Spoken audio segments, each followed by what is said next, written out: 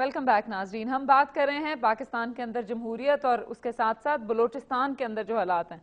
جاوید جبار صاحب, we've seen دس. پہلے ہم ملٹری گورنمنٹ کو مورد الزام ٹھہراتے تھے کہ وہ ہے تو جس کی وجہ سے زیادہ پرابلمز ہیں, چھوٹے صوبوں میں مسائل ہیں. جمہوری حکومت نے آ کے کیا کر دیا, اتنا کچھ کرنے کے باوجود اس کو انکیش نہیں کرا سکے. چاہے بلوچستان میں جو بھی رہتا ہو, پختون ہو, بلوچ ہو, سیٹلر ہو, سب سے میری شدید ہمدردی ہے. میں بھی جاتا رہتا ہوں رضاکار کام کے سلسلے میں. لیکن ایک معمے کا حل آپ بتا دیں کہ بلوچستان کے صوبائی اسمبلی میں کون بیٹھا ہے, کس نے ان کو منتخب کیا. میری لمیٹڈ نالج کے مطابق صرف 3 ایسے بڑے قبائل ہیں جن کے سربراہ کی نمائندگی نہیں ہے اسمبلی میں, مری, منگل اور بگٹی, اور ان کے I'm sure جائز موقف ہیں. لیکن اگر بھاری اکثریت قبائل کی نمائندگی رکھتی ہے بلوچستان کی اسمبلی میں, پورے اختیار رکھتی ہے, تو ایک اور سوال کا جواب دے دیں. کیا وجہ ہے کہ 4 صوبائی اسمبلی میں ایک ہی اسمبلی ہے جس کی کوئی سٹینڈنگ کمیٹی آج تک قائم ہی نہیں ہوئی؟ جی بالکل, نہ اکیلی اسمبلی ہے جس کی کوئی, نہ پبلک اکاؤنٹس کمیٹی قائم کی گئی ہے. جی. تو جب آپ خود اپنے اختیارات کو صحیح استعمال نہیں کریں گے, عوام نے اپنا ووٹ ڈال کر, اچھا کہا یہ جاتا ہے کہ یہ سارے ایجنسیز نے کیا. ایجنسیز مانے ساری عوام بالکل خاموش بیٹھی ہوئی ایجنسیز کو کرنے دے رہی ہے. یہ میری ناچیز رائے میں انہوں نے متحرک طور پر حصہ لیا ہے, لیکن اپنی ذمہ داری پوری نہیں کر رہی ہے سیاسی قیادت بلوچستان کی. تو ہمیشہ صرف وفاق کی طرف انگلی اٹھانا یا باقی 3 صوبوں کو میں نہیں مانتا کہ یہ درست. وفاق کی افتخار صاحب کوئی ذمہ داری نہیں ہے بلوچستان کے حالات؟ آسیہ وفاق کی جو ذمہ داری تھی وہ نبھا دی انہوں نے, اور جیسے جاوید جبار کہہ رہا ہے 5000 لوگوں کے لیے جاب انہوں نے پرووائڈ کی. اچھا, آرمی میں, اور بڑے مزے کی بات ہے کہ وہ جو لوگ لائے گئے ان کی اگر نوکریاں بکیں تو کس نے بیچیں؟ وفاق کے تو کسی نمائندے نے نہیں بیچی. اور یہ بات جو جاوید جوار نے کہا کہ مری, مینگل, بگٹی اسمبلی میں نہیں ہے, جی مری, مینگل, بگٹی اسمبلیوں میں رہے ہیں, بگٹی اقتدار میں رہے ہیں, مینگل باپ بیٹا اقتدار میں رہے ہیں, اور ان لوگوں نے اردو زبان کو وہاں پہ انٹروڈیوس کروانے والے یہ مینگل ہی تھے. کوئی پنجابی نے فورس نہیں کیا تھا کہ وہاں پہ اردو زبان کو آپ انٹروڈیوس کرائیں. اصل ایشو یہ ہے کہ یہ عوام کو جواب دہ سمجھتے نہیں. اصل پرابلم وہاں پہ ہی ہے. لیکن دیکھیں نا, پاکستان کے ہاتھ سے صوبہ نکل رہا ہے. نہیں نکلے گا. آئی ایشور یو ایسا نہیں ہوگا. اب میری بات سنو, 60 لاکھ کی آبادی ہے, ایکسپلائٹ کرتے ہیں سوئی گیس کے اوپر.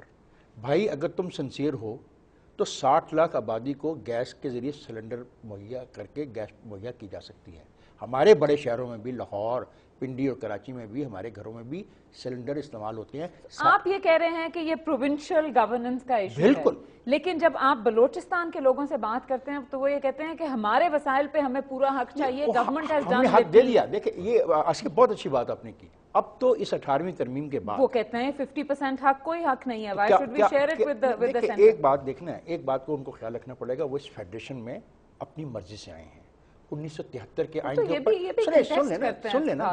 دیکھیں میں بات کرتا ہوں پاکستان کی within the 1973 constitution. I am ready to talk with anyone within the 1973 constitution, not beyond it. ہم بلوچستان کو بالکل پاکستان کا ویسے ہی صوبہ سمجھتے ہیں جس طرح میرا اپنا صوبہ ہے.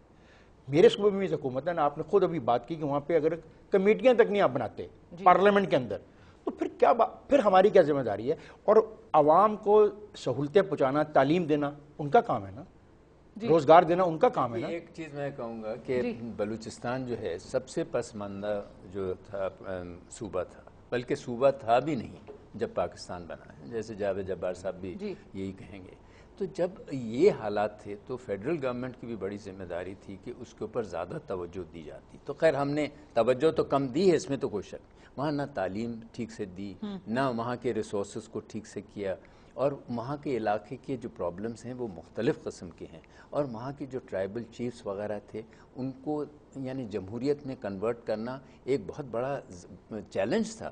تو وہ کوئی چیزیں نہیں کی. چونکہ ہم جمہوریت کی بات کر رہے ہیں تو آپ نے دیکھا کہ ٹرائبلزم اور جمہوریت میں, حالانکہ ٹرائبلزم میں بھی ایک قسم کی جمہوریت ہے, لیکن اگر ہم وہاں پولیٹیکل پروسیس جاری رکھتے اور کارکردگی کے اوپر لوگوں کو الیکٹ کرتے. اصل میں الیکشنز بھی آپ نے دیکھا हुकूमतें सियासी जमातें अच्छा और मैं दूसरा जी हाँ हालांकि देखिए फौज पे I need to ask you one last question सवाल ये है कि जो जमहूरी हुकूमतें हैं या जो सियासी प्रोसेस है उसमें बातचीत के जरिए मसले का हल निकलता है हमें बातचीत के जरिए बलूचिस्तान के मसले का हल निकलता हुआ नहीं नजर आ रहा सो इस हुकूमत ने क्या ऐसी स्ट्रैटेजी अडॉप्ट की है कि वो बातचीत के जरिए मसले का हल निकल आए और उसके बावजूद ये जो मुस्तकिल ये कहा जाता है कि वहां पे हुकूमत इंचार्ज नहीं है सियासी हुकूमत ना सूबाई ना सेंट्रल तो ये क्या लर्निंग है पिछले 3.5 साल मैं एक बात कहूँगा कि ये तो बड़ी कंट्राडिक्शन है उनकी अप्रोच में जो बलूचिस्तान के दोस्त ये तनकीद कर रहे हैं